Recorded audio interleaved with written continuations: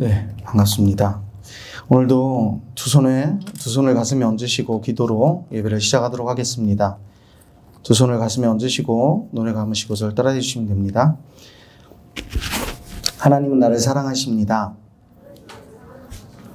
나는 그 사랑 안에 있습니다.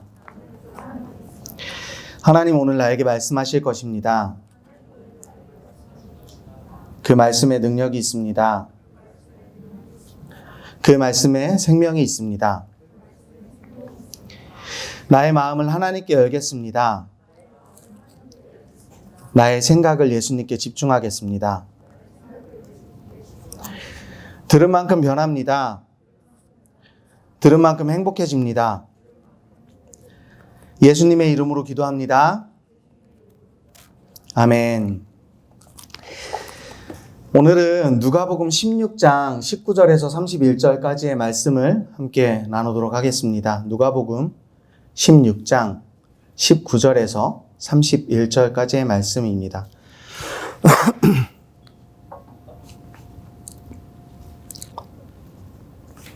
16장 19절에서 31절까지 한 절씩 교독하도록 하겠습니다. 제가 먼저 읽겠습니다. 한 부자가 있어 자색옷과 고운 베옷을 입고 날마다 호화롭게 즐기더라.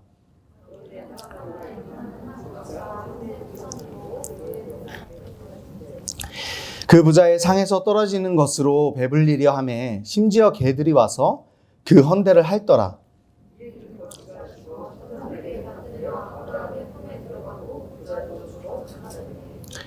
그가 음부에서 고통 중에 눈을 들어 멀리 아브라함과 그의 품에 있는 나사로를 보고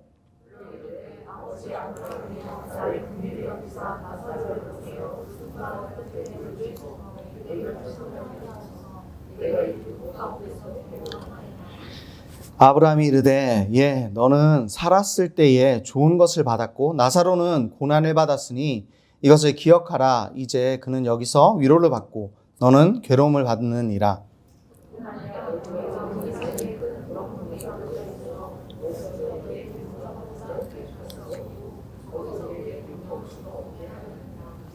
이르되 그러면 아버지여 구하노니 나사로를 내 아버지의 집에 보내소서.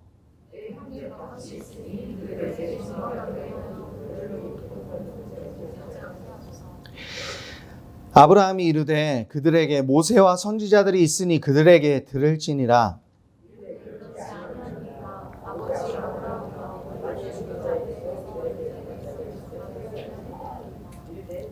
다 같이 이르되 모세와 선지자들에게 듣지 아니하면 비록 죽은 자 가운데서 살아나는 자가 있을지라도 권함을 받지 아니하리라 하였다 하시니라. 아멘. 이제 사도행전이 끝나고 저희가 처음으로 비유 시리즈를 이제 시작하게 됐습니다. 아마 16화 정도의 비유 시리즈를 시작할 텐데요. 오늘은 그 첫 번째 비유, 부자와 거지 나사로의 비유를 함께 나눌 것입니다. 부자와 거지 나사로는 그 누가복음에 유일하게 있는 비유이거든요. 그리고 또 특이한 사항이 있는데 또 그런 것들을 좀 함께 찾아보고 비유 시리즈를 저희가 이제 계속 살펴볼 텐데 비유 시리즈가 중요한 것, 비유 시리즈를 읽으면서 묵상하면서 연구하면서 우리가 중요하게 생각해야 되는 것, 그것은 이 비유 시리즈가 누구에게 왜 선포되어지고 있는지가 가장 중요한 거예요. 어떤 상황에서 누구에게 왜 이 비유 시리즈가 선포되고 있는지 예수님이 비유로 말씀해 주신 그 실제 일들이 아니라 예수님께서 비유를 통해서 깨닫게 하기 위해서 말씀해 주신 사실이라는 것을 기억하면서 좀 문맥을 생각하고 그리고 연구를 하면 훨씬 더 도움을 될 것입니다. 오늘 말씀의 배경을 보면 모든 세리와 죄인들과 함께 있는 예수님을 보고 바리새인들이 더러운 이들, 그 불경한 이들과 함께하는 예수님에 대해서 수군거리기 시작해요.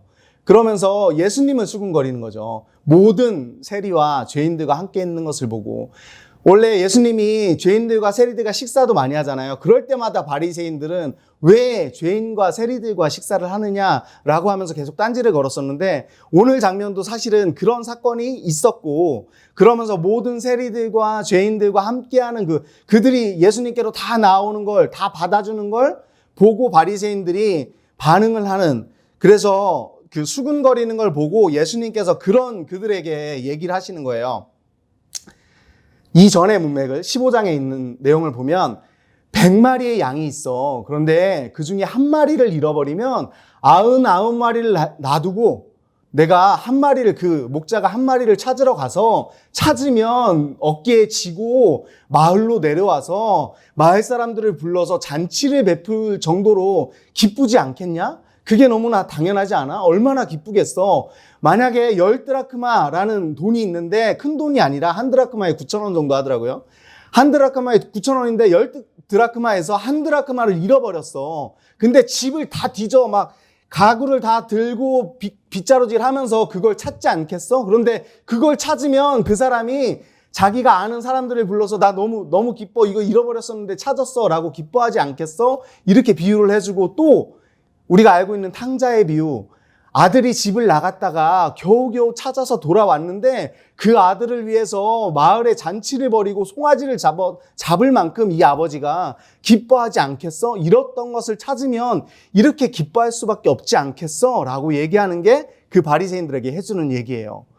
모든 세리들과 죄인들과 함께 있는 걸 보고 수군수군 대면서 더러운 사람, 불경한 저들과 왜 함께 하느냐라고 수군수군 대는 그런 바리새인들을 보고, 야, 너희들이 생각을 해봐, 이러면서 얘기한 게 그 이른 시리즈예요. 그런데 그러면서 뭐라고 하냐면, 마지막 그 탕자의 비유 시리즈에서 바리새인 너희들이 큰 아들이라서 아들을 찾은 아빠의 기쁜 마음을 알지 못하고 아들을 찾아서 잔치를 베푸고 있는데 너희들은, 큰 아들은 그 잔치에 참여하지 못하고 있는 모습이야 라고 얘기를 하고 있는 거예요. 그렇게 해서 잃은 양과 드라크마와 그 아들의 비유를 해주고요. 그러고 나서 또 불의한 청지기의 얘기를 해줘요. 하나님과 재물을 겸하여 섬길 수 없느니라. 불의한 청지기가 있는데 불의가 드러났어. 그래서 주인이 그를 내쫓으려고 하는데 그걸 알게 됐어요. 그래서 그 주인에게 빚졌던 사람들을 다 불러가지고 막 빚을 탕감해 주는 거야. 안 갚았는데. 그렇게 했더니 주인이 잘하였도다 라고 얘기를 하는 거예요. 재물을 섬기고 있는 사람이라면 그렇게 할 수 없죠. 재물을 섬기고 있지 않는 사람이기 때문에 그렇게 했다는, 그러니까 주인이 잘하였도다 이렇게 얘기를 하거든요. 그러면서 얘기하는 게, 하나님과 재물은 겸하여 섬길 수 없다 이렇게 얘기를 하는 거예요. 그런데 오늘 본문 말씀이 이제 그러고 나서 나오는 말씀이거든요. 그런데 이 바리새인들이 어떤 반응을 하냐 하면, 그 14절 말씀, 15장 16장 14절 말씀을 보면, 바리새인들은 돈을 좋아하는 자들이라 이 모든 것을 듣고 비웃거네. 예수님을 비웃고 있는 거예요, 지금. 뭐라고? 하나님과 재물을 겸하여 섬길 수 없다고? 야, 우리 바리새인인데, 우리 하나님 엄청 잘 섬기는데, 야, 우리 하나님 잘 섬기고 있어가지고 바리새인들이 당시에 잘 살던, 대다수가 잘 살던 사람이에요. 사회 지도자들이니까. 그런데 하나님을 잘 섬기는데 우리가 재물도 많은데 너가 뭘 잘못 알고 있어 이러면서 비웃는 거예요, 지금 예수님은. 야, 그 말도 안 되는 소리 하지 마 그러면서 비웃는 그 상황에서 오늘의 얘기, 부자와 나사로의 얘기가 시작되는 겁니다. 그래서 부자와 나사로가 이 배경이라는 걸 생각하시면서 오늘 본문을 읽으면 되고요. 제가 오늘 본문을 계속해서 보다 보니까 사실은 이 배경에서 하는 거니까, 재물과 하나님을 겸하여 섬기는 바리새인들한테 하는 얘기니까 그 스토리가 사실 그런 내용이긴 하거든요. 그런데 유심히 살펴보니까 한 부자와 나사로만 나오는 게 아니더라고요. 네 부리의 사람이 나와요, 총. 그 네 부리의 사람 중에서 나사로를 빼면 세 부리가 나오는데, 이 세 부리를 좀 찾아보면서 오늘 말씀을 좀 나눠보려고 합니다. 제목은 부자와 거지 나사로고요. 그리고 질문은, 우리가 꿈꾸는 한 사람은 누구인가? 어떤 부류인가? 우리가 꿈꾸는 한 사람은 도대체 어떤 부류인가에 대해서 살펴보려고 합니다. 그 첫 번째는 럭셔리한 생활을 하고 있는 한 부자겠죠. 19절에서 21절까지의 말씀입니다. 이 한 부자를 보면 굉장히 럭셔리한 생활을 하고 있어요. 영어 성경에 호화스럽다라는 거를 럭셔리라고 표현한 데가, 번역한 데가 있더라고요. 그래서 럭셔리한 생활을 하고 있는 이 진짜 갑부, 초대형 갑부, 날마다 호화롭게 파티를 내도 아무렇지도 않은 갑부, 엄청난 갑부인 거죠, 사실은. 그런 갑부의 부류가 등장을 하는데, 이 사람이 엄청난 부자인 걸 알 수 있는 게 사실은 그 날마다 호화롭게 파티를 한다라는 거예요. 결국은 날마다 호화롭게 파티를 하고 있는 갑부다. 19절에서 20절 말씀 찾아서 함께 읽도록 하겠습니다. 19절에서 21절까지 함께 읽겠습니다. 시작. 한 부자가 있어 자색옷과 고운 베옷을 입고 날마다 호화롭게 즐기더라. 그런데 나사로라 이름하는 한 거지가 헌데투성이로 그의 대문 앞에 버려진 채 그 부자의 상에서 떨어지는 것으로 배불리려 하며 심지어 개들이 와서 그 헌데를 핥더라. 한 부자가, 이름도 없는 이 한 부자가 얼마나 부자인지 알려주는 진짜 그 대목이 나오고, 완벽하게 반대로 대비되는 한 거지가 나와요.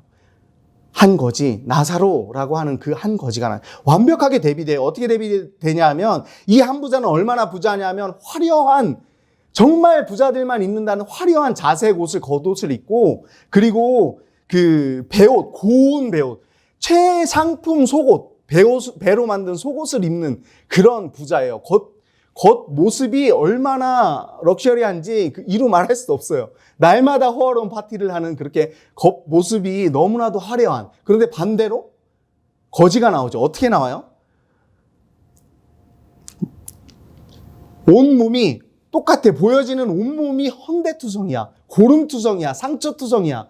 온몸에 사람들에게 보이는 그냥 온몸이 상처로 고름투성이야. 그래서 개들이 와서 그 헌데를 핥을 정도로 온몸이 상처투성이인 한 거지. 대비를 해주는 거죠. 그리고 이 한 부자와 또 대비되는 것은 그 한 부자는 어마어마하게 날마다 호화로운 파티를 하고 있는데, 이 거지는 그 대문 앞에 엎드려서 그 부자의 상에서 떨어지는 것이 혹시 나에게 오면 먹을 수, 생계를 유지할 수 있는 그런 대비, 완전히 극대비되는 이 상태라는 거죠. 그런데 부자의 상에서 떨어지는 것이라는 문장을 들으니까 떠오르는 장면이 있더라고요. 물론 헬라어 원어도 같은 언어를 사용하고 있어서 찾았는데요. 마태복음 15장 27절 말씀에 이런 말씀이 있어요. 여자가 이르되 주여 올소이다마는 개들도 제 주인의 상에서 떨어지는 부스러기를 먹나이다 하니. 이게 누구냐 하면 이방 여자예요. 이방 여자인데 딸이 죽어가서 예수님 앞에 나와서 엎드려가지고 제발 좀 살려주세요 했더니, 예수님이 개들에게 내가 그 베푸는 게 옳지 않다 이렇게 얘기를 했더니, 올소이다, 개들도, 그런데 그 개들도 주인의 상에서 떨어지는 부스러기는 먹습니다 이렇게 얘기했더니, 예수님이 자비를 베풀어서 당연히 그렇게 그 딸을 고쳐주시죠. 그런데 이 얘기가 왜 생각이 났냐 하면, 지금 이 사람은, 나사로는 유대인이란 말이에요. 제가 몇 번 얘기했던 것 같은데, 유대인들에게 가장 중요한 게 뭐예요? 율법. 유대인들이 가장 중요시하게 생각하는 건 율법이에요. 근데 그 율법은 사회 최약계층을 돌보게 돼 있어요. 부자들은 반드시. 그 최약계층 중에 당연히 거지도 있는 거죠. 왜냐하면 유대인들이라면, 이방인들은 돕지 않아도 되지만 유대인들이라면 반드시 취약계층을 도와야 되는 율법이 있음에도 불구하고, 지금 앞에서 죽어가고 있는 거지가 있는데 신경 쓰는 게 전혀 보이지 않아요. 날마다 호화로운 파티를 할 만큼 부자임에도 불구하고 뭔가 음식을 갖다 줬다, 치료를 해줬다, 뭔가 신경을 썼다라는 내용이 1도 안 나와요. 그러니까 지금 이 부자는 럭셔리한 생활만 하고 있지, 하나님과 재물을 겸하여 섬긴다라고 생각만 하고 있지, 사실은 겸하여 섬기는 건 아니고, 하나님을 섬기는 게 아니라 오히려 재물을 섬기고 있는 모습을 보이고 있다는 거죠. 그래서 이 한 부자는 재물을 섬기고 있는 부류라는 거예요. 사실은 그러면 우리가 오해할 수 있는 게 뭐냐 하면, 지금 부자는 그럼 지옥 가야 되는 건가? 약간 이렇게 생각할 수 있거든요. 그럼 뭐 돈 많은 사람은 다 지옥 가고 돈 없는 사람은 천국을 가는 건가? 이렇게 오해할 수 있는 문맥이긴 하지만, 사실은 그렇게 오해할 필요가 없다라는 거죠. 이 앞절에서 아까 얘기했던 대로 16장 14절에서 바리새인들이 돈을 좋아하는 자들이라 이 모든 것을 듣고 비웃거들이라는 그 말 때문에 이 비유가 나왔다는 걸 생각하면 전혀 그렇게 생각할 필요가 없다라는 거죠. 돈을 섬기고 있어서, 돈을 많이 벌어서가 아니라 돈을 많이 벌어서 그걸 가지고 사회 취약 계층을 돕는 하나님이 기뻐하는 율법을 지키면서 살아간다면 아무런 문제가 없는데 그런 삶이 아니라 자기만 배불리고 자기만 자색옷 입고 자기만 좋은 속옷 입고 그리고 앞에 자신들의 똑같은 동족인 유대 민족이 죽어가고 있어도 전혀 신경 쓰지 않는 그런 삶을 살고 있는 게 바로 이 한 부자라는 거죠. 두 번째, 럭셔리한 장례를 치르는 장면이 나옵니다. 22절과 27절에서 28절의 말씀인데요. 이 두 번째를 보면 그 형제들이 나오는 거예요. 장례를 누가 치러요? 그 형제들이 치르죠. 좀 이따 나오는 그 형제들. 형제들이 치르는데 그 형제들도 유대인들이란 말이에요. 하나님을 믿는 자들이에요. 그런데 그들 또한 이 사회 최약계층을 신경도 쓰지 않아요. 여태까지도 계속 호화로운 파티만 하고 살았고 그리고 죽었음에도 불구하고 아무런 신경을 쓰지 않아요. 오히려 자기들의 형제만 장례식을 치러주는 장면이 그냥 나올 뿐이라는 거죠. 그래서 이 두 번째 부류를 보면 22절 말씀 좀 읽겠습니다. 같이 22절 다 같이 읽겠습니다. 시작. 이에 그 거지가 죽어 천사들에게 받들려 아브라함의 품에 들어가고 부자도 죽어 장사되매. 결국은 거지는 하나님께서 사랑하셔서 하나님이 천사를 보내서 그 거지의 영혼을 데리고 올라가고 지내지는 못하는 거예요. 그 거지를 돌보는 사람이 없기 때문에. 그런데 그 부자였던 호화스러웠던 그 부자와 그 형제들은 그 부자의 형제를 장사드리고 있는 장면이 보여집니다. 당연할 수 있죠. 자기 형제니까. 형제를 장례하는 게 뭐 잘못된 건 아니잖아요. 그런데 여기서 너무 중요한 건 그 27절, 28절 말씀을 보면 이르되 그러면 아버지여 구하오니 나사로를 내 아버지의 집에 보내소서. 그래서 내 형제 5이 있으니 그들에게 증언하게 하여 그들로 이 고통받는 곳에 오지 않게 하옵소서. 그들이 하나님을 전혀 믿지 않는 사람이라면 나사로가 가도 아무 소용이 없어요. 그들은 하나님을 믿고 있었고 하나님과 재물을 겸하여 섬긴다라고 생각하고 있었기 때문에 지금 그 형제는 그렇게 얘기하고 있는 거예요. 나사로만 보내주면 그들이 뭔가 착각하고 내가 착각한 것처럼 그들도 착각하고 살아가고 있는데 그들에게 나사로만 부활시켜주면 그들이 돌이켜서 회개할 것이다 라고 얘기를 하고 있다는 거죠. 그러니까 그 형제들도 하나님의 자녀들이고 하나님과 재물을 겸하여 섬기고 있다라고 본인들은 생각하면서 럭셔리한 삶을 살아가고 있지만 사실은 하나님을 섬기지 않고 재물만 섬기고 있는 율법은 지키지 않고 살아가는 그런 사람들이라는 거죠. 결국은 지옥에 갈 수밖에 없는 그런 상태라는 것입니다.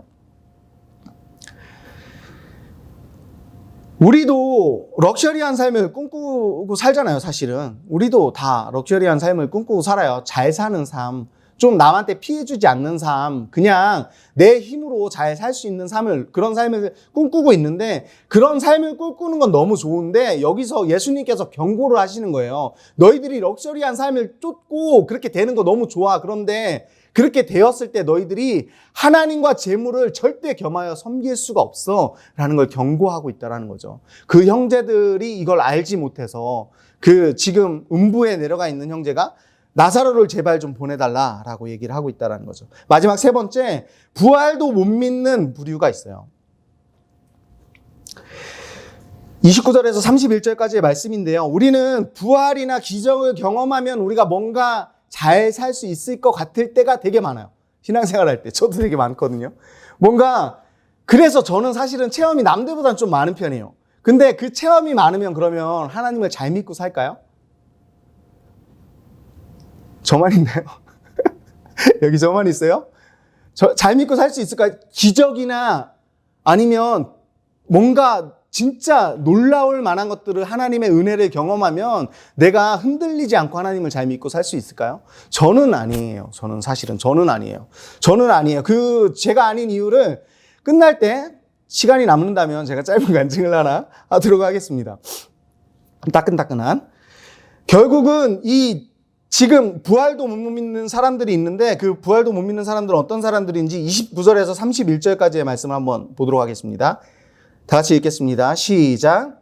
아브라함이 이르되 그들에게 모세와 선지자들이 있으니 그들에게 들을지니라. 이르되 그렇지 아니하나이다 아버지 아브라함이여 만일 죽은 자에게서 그들에게 가는 자가 있으면 회개하리이다.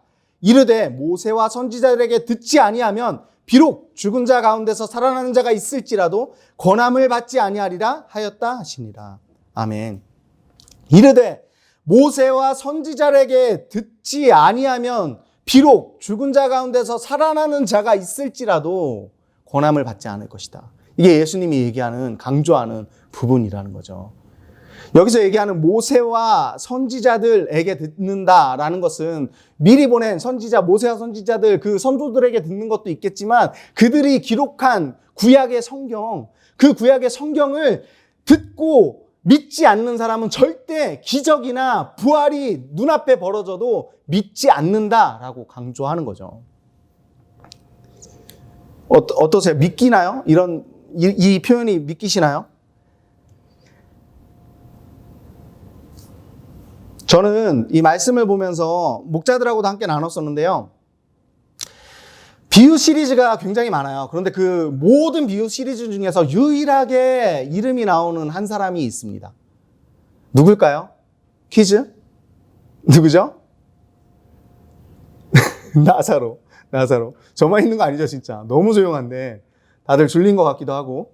나사로라고 하는 유일하게 비유 가운데 이름이 등장해요. 비유는 실제 사건이 아니잖아요. 비유는 예수님이 잘못하고 있는 바리새인들이나 유대인들에게 깨닫게 해주기 위해서 만들어낸 가설인데 굳이 유일한 이름을 하나 줘줬어요. 한 거지? 나사로. 근데 그 나사로라는 하는 이름이 뜻이 너무 재밌어요. 하나님께 도우심을 입는 사람. 하나님의 도우심을 입는 사람. 도우심을 입은 것 같나요? 부자의 문 앞에서 날마다 허기에 찌들리며 온몸에 험대가 있는 사람? 도우심을 입는 사람 같나요? 하지만 성경을 잘 찾아보면 천사에게 들림을 받고 또 성경, 이거는 사실 약간 TMI이긴 한데 성경 사전을 찾아보면 개들이 와서 헌대를 하는다고 하잖아요. 근데 심지어라는 이 단어는 사실은 원어를 찾아보면 심지어가 아니라 그러나 개들은 와서 헌대를 했더라. 이런 표현이에요. 무슨 말이냐면 이때 당시에 그 마데카솔 이런 거 없잖아요. 약이 없단 말이에요. 근데 이때 당시에 무슨 알바가 있었냐면 개를 사다가 상처가 난 사람을 개를 핥게 해주는, 그래서 좀 빨리 낫게 해주는, 소독해주는 이런 알바가 있었대요. 그 문헌에 보면. 그러니까 지금 이 개들이 스스로 와서 이 상처를 핥는다는 표현은 사실은 아무도 신경 쓰지 않는 나사로에게 하나님께서 그 개들을 통해서라도 은혜를 입혀주시는 장면이라고 볼 수도 있지 않을까. 살짝 TMI지만 이런 생각도 해봤습니다. 그런데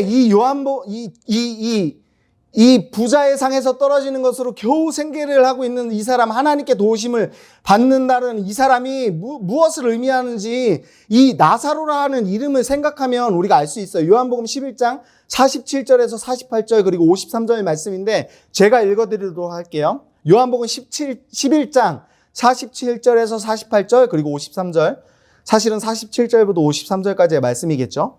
제가 읽어드릴게요. 이에 대제사장들과 바리새인들이 공회를 모으고 이르되 이 사람이 많은 표적을 행하니 우리가 어떻게 하겠느냐. 만일 그를 이대로 두면 모든 사람이 그를 믿을 것이요 그리고 로마인들이 와서 우리 땅과 민족을 빼앗아가리라 하니. 53절. 이날부터는 그들이 예수를 죽이려고 모의하니라. 이게 무슨 사건이냐면 예수님이 나사로라 하는 예수님을 따르던 그 제자를, 죽어있는 그 제자를 살리는 사건이 있잖아요. 우리가 다 알잖아요. 베다니라는 지역에서 예루살렘 가까운 거기서 지금 나사로라 하는 그 마리아와 마르다의 동생인 나사로라 하는 그 사람, 오빠인가요? 헷갈리네 갑자기. 하여간 그 사람이 죽어간다라는 소리를 듣고 예수님이 가는데 죽으셨어요. 3일이나 됐어요. 그래서 썩은 내가 진동한다고 해요. 그런데 예수님께서 그 사람을 부활시키는 사건을 일으켜요. 그런데 그 사건을 일어나고 그 다음에 장면이에요. 죽은 자가 살아났다고요. 나사로가 살아났다고요. 지금 한 부자가 얘기하는 것처럼 나사로가 부활하면 그들이 반드시 믿으리이다. 이 얘기를 한 건데 나사로가 부활했는데 어떻게 해요? 나사로와 예수님을 죽이려고 해요. 예수님만 죽이려고 하는 게 아니라 부활한 나사로까지도 죽이려고 하는 사건이 일어난단 말이에요. 그러니까 예수님이 얘기하는 얘기가 뭔지 알겠죠? 부활하거나 기적이 일어난다고 해서 너 믿을 수 있는 게 아니야. 왜? 하나님인 내가 십자가에 죽었다가 부활했어도 안 믿는 자들이 있을 거야. 그렇잖아요. 예수님이 죽었다가 부활하셨는데 예수님을 다 믿나요? 유대인들이 예수님을 다 믿어요? 대부분 안 믿어요. 그래서 많은 사람들이 가서 전도를 하고 하는 거잖아요. 그 얘기를 하고 있다라는 거죠. 부활하고 기적이 내 앞에서 일어난다고 해서 내가 하나님을 더 잘 믿는다? 사실은 그렇지 않다라고 예수님이 여기서 주장하고 계신다라는 거죠. 정리하겠습니다. 부자와 거리지 나사로. 우리가 꿈꾸는 한 사람, 한 부류는 어떤 부류일까요? 그게 첫 번째가 럭셔리한 생활, 좀 잘 사는 사람, 갑부, 이런 사람을 우린 꿈꾼다라는 거죠. 그런데 그 꿈꾸는 게 잘못된 게 아니라 예수님께서 그 비유를 말씀해 주시는 이유 자체가 절대로 재물을 섬기는 사람은 하나님까지 섬길 수가 없다. 왜냐하면 그 재물의 노예가 되어 있기 때문에. 재물을 내가 내 마음대로 사용하는 게 아니라 재물의 노예가 되어서 내 지금 이웃이 죽어가고 있어. 내 이웃이 지금 힘들고 있어. 그럼에도 불구하고 오히려 그들의 노동력을 착취해서 살아가는 게 이 세상이잖아요. 내 이웃이 지금 힘들어가지고 죽어가고 있는데 오히려 그들의 노동력을 착취하고 학생들의 시급 얼마 되지도 않는 그 시급을 착취하고 이렇게 돌아가는 게 이 세상이잖아요. 그러니까 재물의 노예가 된 사람은 절대로 하나님을 섬길 수 없다. 그 하나님을 섬길 수 없다는 게 뭐냐면 하나님 앞에 와서 절하고 이런 문제가 아니라 하나님이 주신 율법이라는 걸 섬기지 않는다라는 거예요. 행동하지 않는다라는 거예요. 내 이웃을 내 몸과 같이 사랑하라는 그 율법을.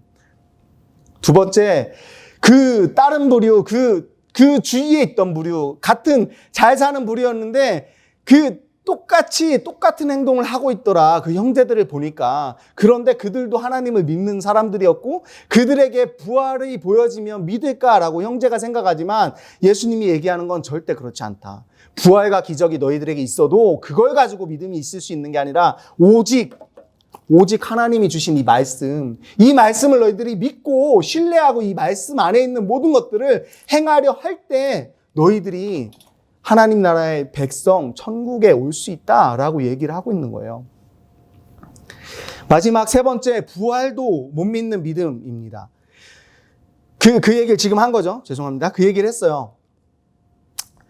사실은 지옥이라는 말을 예수님은 되게 많이 하셨어요. 그런데 지금 교회에서는 지옥이라는, 천국이라는 단어를 잘 사용하지 않아요.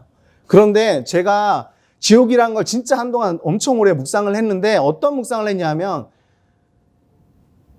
부활해서 우리가 예수님이 마지막 재림의 때에 이 땅에 오시잖아요. 그리고 백보자에 앉으셔서 우리를 다 심판대 앞으로 부르시거든요. 그때 어떤 일이 일어나냐면 모든 죽은 사람들과 모든 사람들이 영생의 몸을 새롭게 입고 부활을 해요. 어떤 사람들이?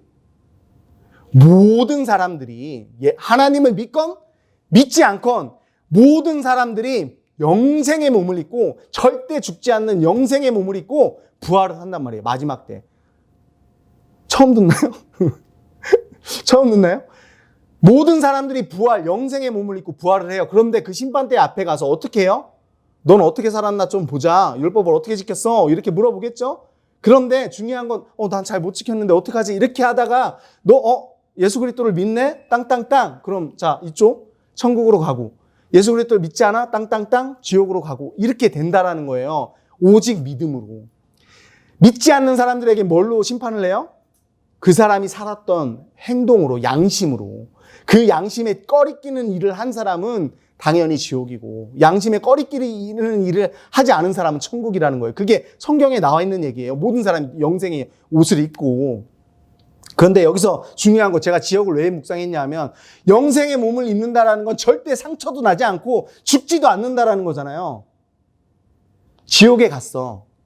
지옥불에 갔어. 엄청나게 뜨거운 지옥불이라고 나오잖아요. 그 지옥불에서 절대 죽지 않고 그 고통을 다 느끼면서 영생을 사는 거예요. 영생을. 10만 년이라는 것은 저는 희망이라고 봐요. 여기서 봤을 때 10만 년은. 끝이 보이는 희망. 그런데 지옥도 영생이라는 거예요. 천국만 연생이 아니라. 우리가 지옥을 가볍게 생각할 문제가 아니라 우리가 하나님을 왜 믿는지에 대해서 천국과 지옥도 묵상을 해야 된다라고 저는 생각을 합니다. 여기까지 하고요. 시간이 1분 남았으니까 짧은 간증을 하도록 하겠습니다. 사실 어제 너무 힘들었어요. 어제 아침에 출근하기 전에 시험이 있었어요. 진짜 별거 아닌데 제 인생에 있어서 손꼽을 만큼 화가 나는 날이었어요. 뭐 그 정도는 아니지만 하여간 되게 화가 났어요. 어떤 일이냐면 제가 화장실에 환풍기를 켜놓는 걸 좋아해요. 근데 딱 들어갔을 때 뽀송뽀송한 그 느낌이 너무 좋은 거예요, 저는. 그래서 그게 너무 좋거든요. 근데 그날 아침에 갑자기 아내가 들어와가지고 환풍기 좀 켜지 마. 이러는 거예요. 너무 화가 나는 거예요. 그래서 왜? 얼마 되지도 않는데. 얼마 되지도 않는데. 왜 이거 가지고 그래? 이렇게 하고 막 티카타카 했는데, 그리고 이제 아내한테 내가 막 큰 소리 내면서 그런 식으로 하면 내가 자기 막 옷 정리 안 하고 이러는 거 내가 맨날 뭐라 그럴 거야. 막 이러면서 협박하고 끝났어요. 근데 나왔는데 장모님이 또 그 얘기를 하는 거예요. 그러면서 계속 뭐 누진세가 어떻네. 뭐 이러면서 얘기를 하는 거예요. 장모님, 누진세는 전기세가 많이 나오는 걸 줄여야 누진세가 없어지지. 전기세가 조금 나오는 거 줄여봐야 누진세랑 아무 상관없진 않냐고 그러면서 계속 또 티카타카 했어요. 그러다가 제가 언성이 좀 높아지니까 장모님이 져줬어요. 그래, 알았어, 그만해. 져줬어요. 화가 진짜 별거 아니잖아요. 사역자잖아요. 네? 사역자잖아요. 화가 차를 타고 나오는데 정말 운전이 안 되는 거예요. 화가 너무 나가지고. 진짜 어떻게 할지를 모르겠어요. 오전 내내. 그런데 이 말씀을 목자들하고 묵상을 하는데 마지막 31절 말씀. 이르되 모세와 선지자들에게 듣지 아니하면 비록 죽은 자 가운데서 살아나는 자가 있다 할지라도 권함을 받지 아니하리라. 말씀을 안다 할지라도 행함이 없는 사람은 지옥 간다. 이 얘기를 하는 거잖아요. 전체적인 내용이. 이 화는 나는데 이 말씀은 이렇고 막 미치겠는 거예요. 결국은 이제 목자들하고 말씀을 다 나누고 이제 카톡을 남겨가지고 장모님 죄송해요, 여보 미안해 이러고 딱 해가지고 다 마무리를 했어요. 근데 이 얘기를 왜 하냐면 우리가 말씀을 아는 것과 말씀에 가까이 있는 것, 말씀을 늘 묵상하면서 하나님과 동행하는 건 완전 다른 얘기라는 거예요. 내가 이 성경을 외우고 있다 할지라도 지금 당장 내가 동행하는 사람이 아니라면, 하나님과 동행하고 있지 않다라면, 말씀이 떠오르지 않고 하나님이 내게 이웃을 사랑하라라는 그 내용이 내 마음 가운데 떠오르지 않으면 그때는 나도 마찬가지라는 거죠. 시간이 지났기 때문에 어쨌든 말씀 여기까지 하고요. 결국은 아무리 말씀을 많이 한다고 해도 우리가 그대로 살아내지 못한다면 하나님 앞에 부끄러운 삶을 살 수밖에 없지 않을까 이렇게 생각을 해서 말씀을 좀 나눴습니다. 오늘 말씀을 생각하시면서 기도하고 마무리하도록 하겠습니다.